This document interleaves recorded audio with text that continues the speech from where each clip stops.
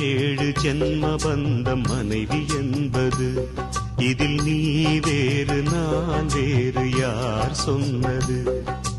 கல்யாணமே ஒரு தெய்வீகமே, சம்சாரமே அதன் சந்தோஷமே, ஒரு வானும் நிலவும் பிரிந்து வாழுமா? ஏழேழு ஜென்ம பந்தம் மனைவி என்பது, இதில் நீ வேறு நான் வேறு யார் சொன்னது?